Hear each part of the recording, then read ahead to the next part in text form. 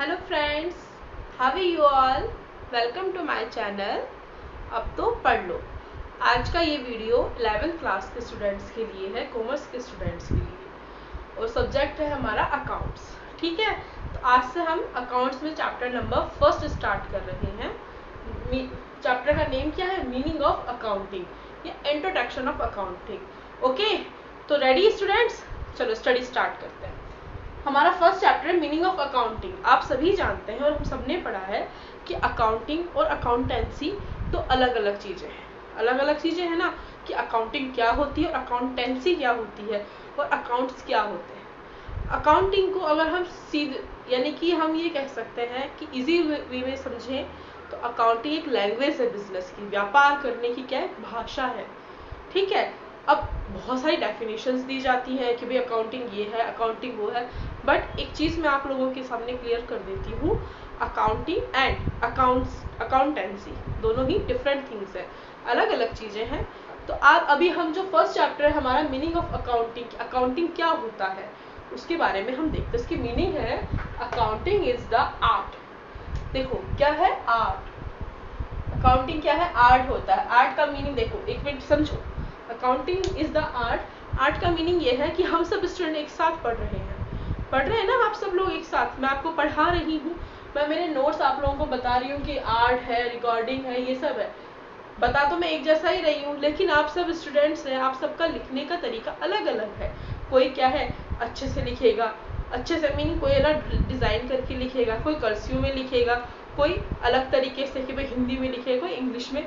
तो अलग अलग तरीके से लिखना, अलग अलग तरीके से मेंशन करना, ये होता है आर्ट। ठीक है, सेकंड नहीं, यही कि आर्ट है किसका? रिकॉर्डिंग करने का, डाटास को रिकॉर्ड करने का।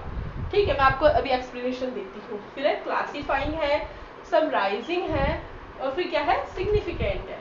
चलो ठीक है, अकाउंटिंग इज द आर्ट, एक कला है किसको? रिकॉर्डिंग करने की, रिकॉर्ड्स को रिकॉर्डिंग करने की, क्लासीफाइंग करने की, समराइजिंग करने की, और फिर क्या है? Signified manner and in terms of money, यानी कि मनी का टर्म है ये।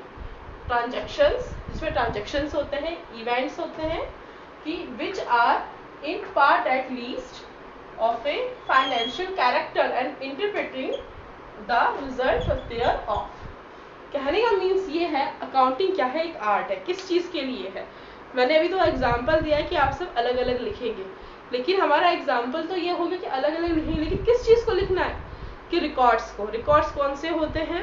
रिकॉर्ड्स ये नहीं होते कि कितने स्टूडेंट्स आ रहे हैं, कितने स्टूडेंट्स आ रहे हैं, वो अलग रिकॉर्ड्स होते हैं। लेकिन एक बिजनेसमैन होता है ना, वो रिकॉर्ड्स क्या लिखता है कि कितना वो प्रॉफिट कमा रहा है, कितना लॉस हो रहा है, कितना पैसा उसके व्यापार में आ रहा है, कितना पैसा उसके व्यापार से जा रहा है, ये सारे रिकॉर्ड्स होते हैं। लेकिन इन रिकॉर्ड्स को एक जगह सही तरीके से लिखने को ही हम क्या बोलते हैं? अकाउंटिंग। तो रिकॉर्डिंग करता है, देन क्लासीफाइंग करता है। क्लासीफाइंग मैंने बताया ना कि वो कहाँ से पैसा आ रहा है, कहाँ जा रहा है, मुझे कितना देना है, किसी से मुझे कितना लेना है, that is classifying. Summarising sorry, summarising का मीनिंग क्या होता है? कि रिकॉर्डिंग और क्लासीफाइंग जो तुमने किया है ना, उसकी समरी में, यानी कि एक साथ एक जगह लिखना, दैट इज समराइजिंग। तो ये सब क्या है और ये कैसे, किस टर्म में होते हैं? मनी के टर्म में होते हैं। और इसमें क्या ट्रांजेक्शन्स होते हैं, यानी कि जो जितना भी ट्रांजैक्शन है लेने का, लेन देन का, वो सब किस में आता है? अकाउंटिंग में आता है।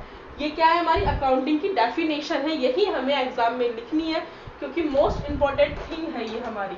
क्या है? इम्पोर्टेंट डेफिनेशन है। ये एग्जाम में जरूर पूछता है। और ये कहाँ से ली गई है?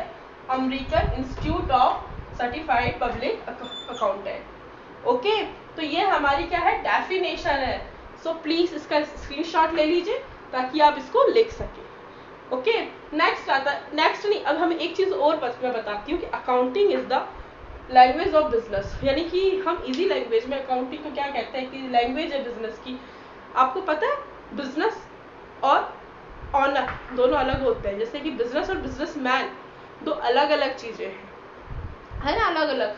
बिजनेसमैन क्या होता है? सॉरी, थोड़ी खांसी हो रही है। बिजनेस एंड बिजनेसमैन, बिजनेसमैन क्या होता है? जो अपना व्यापार चालू करता है, बिजनेस चालू करता है। बिजनेस क्या होता है? बिजनेस एक अलग एंटाइटी है, और बिजनेसमैन क्या है? इंडिविजुअल पर्सन है ना बिजनेसमैन। जैसे कि हम है कि हम किसी चीज का कुछ यूज कर रहे हैं, हम फोन यूज करते हैं, फोन जैसे कि हम यूज कर रहे हैं उसका रिलायंस का फोन यूज करते हैं, रिलायंस के फोन को यूज करते हैं, तो रिलायंस एक बिजनेस है, बिजनेस फर्म है, बिजनेस है। और जो बिजनेसमैन कौन है? मुकेश अंबानी है। तो मुकेश अंबानी अलग है, उनका बिजनेस अलग है ना, दो अलग अलग पर्सन। सो कहने का मीन्स ये है बिजनेस एंड बिजनेसमैन दोनों अलग अलग हैं। तो बिजनेसमैन तो क्या है? इंडिविजुअल है, और बिजनेस क्या है? एंटाइटी है। सो कभी भी हमसे पूछा जाए कि what is business and businessman, तो यही लिखना है कि these are two different things. Sorry, अलग थिंग गलती से निकल गया। These are two different things. Okay, next है हमारा कैरेक्टरिस्टिक्स ऑफ अकाउंटिंग। हम स्टार्ट करते हैं कैरेक्टरिस्टिक्स ऑफ अकाउंटिंग। तो कैरेक्टरिस्टिक मतलब कि फीचर्स ऑफ अकाउंटिंग की क्या क्या अकाउंटिंग की वो विशेषताएं हैं, कि क्या विशेषताएं हो सकती है अकाउंटिंग में, क्या क्या कैरेक्टरिस्टिक्स हो सकती है। ओके, तो फर्स्ट है accounting is an art as well as science. Accounting क्या है? एक आर्ट भी है और एक क्या है? साइंस भी है। फर्स्ट हम देखते हैं कि अकाउंटिंग आर्ट कैसे है। मैंने बताया ना कि मैं सबको नोट्स एक साथ सॉरी एक जैसे लिखवा रही हूँ, मगर आप सब लोग अलग अलग तरीके से लिख रहे हैं, उसको क्या कहेंगे? आर्ट कहेंगे। ठीक है, तो accounting is an art of recording, मतलब कि रिकॉर्ड्स को रखने का एक अलग अलग तरीके से सबके पास रखने का एक आर्ट है रिकॉर्डिंग का। क्लासिफाइंग होते हैं, क्लासिफाइंग मतलब क्या ले आया है, क्या दे रहा है, मतलब मेरे पास कितना पैसा आएगा, कितना पैसा जाएगा, उन सबको क्लासिफाइंग करना। समराइजिंग करना, जब हमने रिकॉर्डिंग कर ली है, क्लासिफाइंग कर ली, देन हम समराइजिंग करेंगे कि समरी निकालेंगे, कि समराइजिंग करेंगे ना, क्योंकि हमें समराइजिंग तो करना पड़ेगा बिजनेस में। तो summarising business terms with a view to ascertain the net profit and financial position of the business enterprise. Ascertain मतलब कि अनिश्चित होता है, certain मतलब निश्चित होता है, लेकिन एक अनिश्चित जो हमारे पास प्रॉफिट होगा, हमारे फाइनेंशियल में जो हमारे पास बिजनेस में पैसा आएगा, हमारी जो बिजनेस पोजीशन है वो बनेगी, वो किससे बनेगी? किससे बनेगी? रिकॉर्डिंग करने से, क्लासिफाई करने, समराइजिंग करने से। सो बिजनेस क्या है? आर्ट। सॉरी, बिजनेस नहीं, अकाउंटिंग क्या है? एक आर्ट है। ओके, अब साइंस क्या है? साइंस कैसे है अकाउंटिंग? देखिए, accounting is also science since it is also an organized body of knowledge based on certain specified principles and accounting standards. तो साइंस कैसे है? क्योंकि इसमें क्या है कि एक निश्चित क्या है? स्पेसिफाइड प्रिंसिपल्स है, यानी कि इसमें रूल्स है। प्रिंसिपल्स का हम यही कहते हैं ना कि रूल्स है, सिद्धांत है कुछ, और इसमें अकाउंटिंग स्टैंडर्ड्स दिए हुए हैं। इन सबको वो क्या करेगा? इन सब में देखेगा। अकाउंटिंग क्या है? अकाउंटिंग साइंस किस तरीके से कि इन सबको, ये जो हमने आर्ट वाले लिखे हैं ना, क्लासिफाइड, रिकॉर्डिंग, अकाउंटिंग, ये सब तो क्या है? अनसर्टन है, क्योंकि प्रॉफिट, नेट प्रॉफिट हमारा अनसर्टन होता है, क्योंकि हमें जरूर नहीं प्रॉफिट या हमें लॉस भी हो सकता है। तो साइंस में क्या आता है कि साइंस इन सबको क्या करता है? नॉलेज में यानी जानकारी में लेता है, इनके बेस्ड को देखता है, इसमें कौन से सर्टन प्रिंसिपल्स हैं, अकाउंटिंग स्टैंडर्ड्स है, कौन कौन से होते हैं। डोंट वरी, अकाउंटिंग स्टैंडर्ड क्या होते हैं हमारे नेक्स्ट चैप्टर्स हैं, टेंशन मत लो। हमें अभी तो नेक्स्ट चैप्टर में ये भी पढ़ना है कि अकाउंट्स होती क्या है। अभी तो इसमें हमारा बहुत सारा है, लेकिन हम बहुत ही शॉर्ट में, और ये नोट्स भी बहुत शॉर्ट्स में है। अगर आपको इंटरेस्टिंग लग रहे हैं तो आप प्लीज इसको लिखिए स्क्रीनशॉट लेकर के, और वैसे मैं आप लोगों को पीडीएफ भी अवेलेबल करवाऊंगी, नोट्स दूंगी, डोंट वरी, टेंशन नहीं लेने की।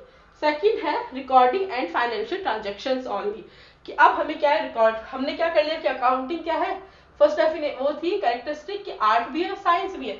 सेकंड हमारी क्या है characteristic? Recording and financial transactions only, यानी कि इसमें रिकॉर्डिंग भी कर सकते हैं, फाइनेंशियल ट्रांजैक्शंस भी कर सकते हैं। तो only those transaction and events are recorded, यानी कि जितने भी ट्रांजैक्शंस, मतलब कि मुझे राम और श्याम है, राम ने श्याम से माल खरीदा, राम क्या है? सेलर है, मतलब विक्रेता है, और श्याम क्या है? परचेजर है, बायर है, खरीदने वाला है, विक्रेता है। तो राम ने श्याम से माल खरीदा, वो क्या? राम ने श्याम को माल बेचा और श्याम ने खरीदा है। तो श्याम ने खरीदा है, तो राम के पास जो पैसा आया वो राम कहीं तो रिकॉर्ड करेगा ना उसको, किसी ना किसी तरीके से, क्योंकि अगर रिकॉर्ड नहीं करेगा तो उसे बाद में कैसे पता चलेगा किसी ने मेरे से सामान खरीदा था, किसने नहीं खरीदा। तो उन सबको, वो सब जो रिकॉर्ड्स होते हैं वही तो हमारे ट्रांजेक्शन्स होते हैं, ट्रांजेक्शन्स को तो हम रिकॉर्ड कहते हैं। तो क्या है कि हम यहाँ ट्रांजेक्शन्स हैं, only those transactions events are records, यानी कि ट्रांजेक्शन के जो इवेंट्स होते हैं उनको रिकॉर्ड करते हैं अकाउंट में जो फाइनेंशियल कैरेक्टर में होते हैं।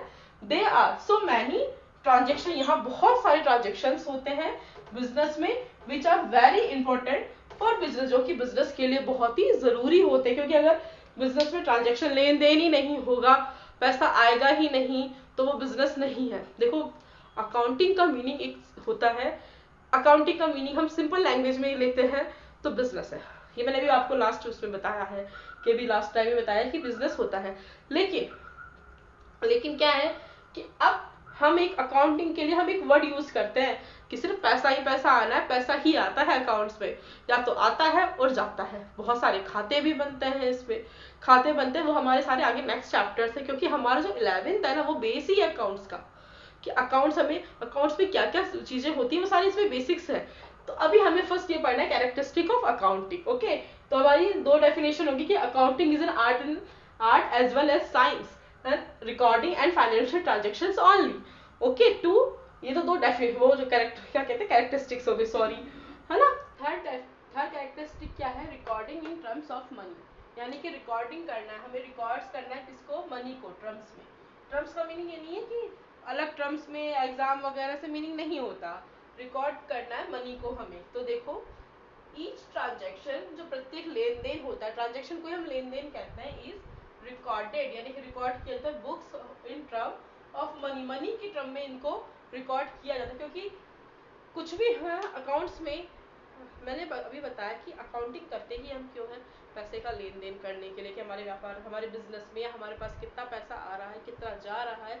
एक नॉर्मल शॉपकीपर होता है, वो भी अकाउंटिंग करता है, बट वो अकाउंटिंग इस तरीके से नहीं करता, वो बुक कीपिंग करता है। हम नेक्स्ट चैप्टर में पढ़ेंगे, और इस चैप्टर में भी बुक कीपिंग आगे है हमारा।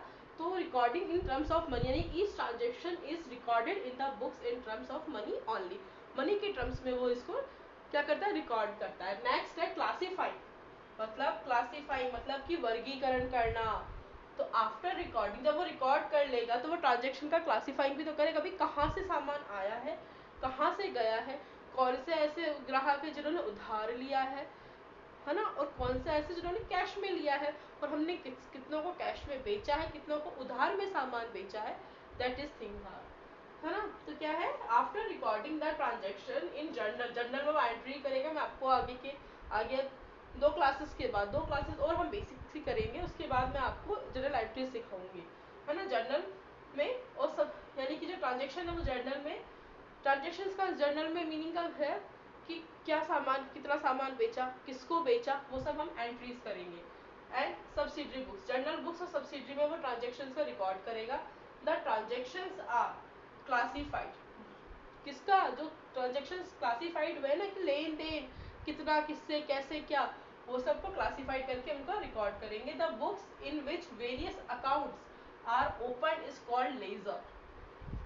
यहाँ देखो एक नोटिस करो, the books in which various accounts are open in called ledger, that is ये आपके चैप्टर है अकाउंट्स वालों, 11th क्लास के स्टूडेंट्स, आपके एक लेजर चैप्टर है कंप्लीटली, वो हम पढ़ेंगे।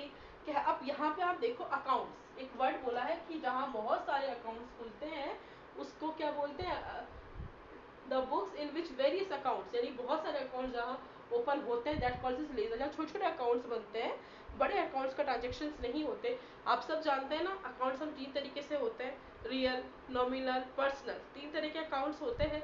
अब रियल में क्या आता है, रियल में जैसे असेट्स आती है, असेट्स क्या होती है, हमारी प्रॉपर्टी होती है। सेकंड क्या है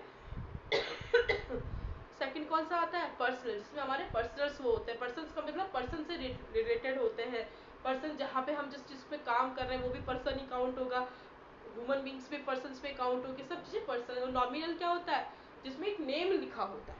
ठीक है, अब हम आगे पढ़ेंगे इसी चैप्टर में, हमारी नेक्स्ट क्लास होगी, उसमें मैं आपको अकाउंट्स बताऊंगी कौन कौन से अकाउंट्स बनते हैं। ठीक है, तो जो छोटे छोटे अकाउंट्स खुलते हैं ना, उन्हें हम क्या नाम दिया है, लेजर दिया है।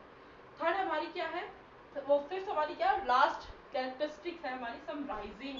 क्योंकि हमने क्या कर लिया, पहले तो साइंस बोल दिया, आर्ट बोल दिया, फिर हमने क्या किया उसके बाद हमने रिकॉर्डिंग किया, फिर हमने रिकॉर्डिंग टर्म्स, ये जो पैसा आया इसको मनी में लिखा, फिर हमने क्या किया, क्लासीफाई किया। अब हम समराइजिंग करेंगे, मतलब क्लासीफाई में हमने बांट दिया, बांटा तो यहाँ जो अकाउंट्स में इसने बोला है ना वेरियस अकाउंट, इनमें भी हम लेजर होता है वो इसलिए खुलता है अलग अलग मनी को और अलग अलग अकाउंट्स को दिखाने के लिए, ठीक है।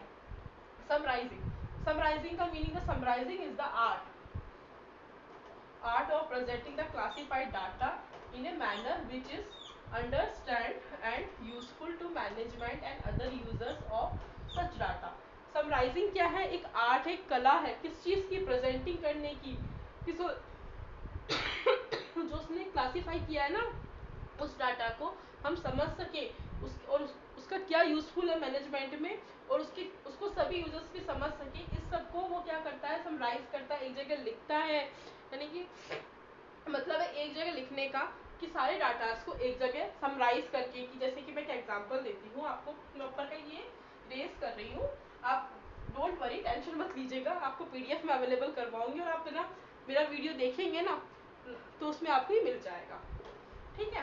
कहने का मीन्स ये है कि समराइज कैसे करता है, जैसे कि हमने 100 रुपए का सामान खरीदा, 100 रुपए का किसी और ने खरीदा, 100 200 का खरीदा, 300 का खरीदा, हमने बेचा है, ठीक है। और हमने जो खरीदा है सामान वो 500 का खरीदा, 600 का खरीदा, 700 का खरीदा। अब इसका टोटल लगाया, इसका टोटल लगाया, दोनों का जो भी टोटल है, जैसे मान के चलो 3 to 5 700 माइनस ये कितने 5 6 11 11 and 2 11 to 1300 में से हमने 700 को लेस करेंगे तो हमारे पास कितना आएगा 600। ये क्या है, हमारा बैलेंस है, और इस बैलेंस को ही हम क्या कहेंगे, समराइज करना, समराइज करना, ठीक है। क्या कहने का मीन्स ये है, जो भी ट्रांजेक्शन्स हुए हैं हमारे भी, जो भी सामान हमने खरीदा है, बेचा है, उसका जो बैलेंस आएगा ना अमाउंट का, दैट इज समराइजिंग, वही हमारा रिजल्ट है, उसी को हम रिकॉर्ड्स में रखेंगे। कहाँ आगे सॉरी थोड़ी खांसी हो रही है इस वजह से, सॉरी। फिर द इन्वॉल्व्स द बैलेंसिंग, जो ये बैलेंसिंग है ना ऑफ लेजर, जो अकाउंट्स का बैलेंसिंग होता है, and the party preparation of trial balance, जो बैलेंस आता है इसी से हम इसी को क्या बोलते हैं, ट्रायल बैलेंस। ये हमारा चैप्टर है 10 या 11 चैप्टर है ये हमारा, जो उसको हम पढ़ेंगे, बहुत अच्छे से पढ़ेंगे, टेंशन फ्री होके पढ़ना है हमें सॉरी, टेंशन फ्री होके पढ़ना है हम trial balance with in the help of such balance. यानी कि जो ट्रायल बैलेंस आया है ना, जो बैलेंस आया है, इसे ही हम ट्रायल बैलेंस कहेंगे। कहने का मीन्स ये है कि जो हमारा समराइजिंग करेंगे ना, इसमें जितना भी हमने ट्रांजेक्शन्स किए हैं उसका बैलेंस आएगा।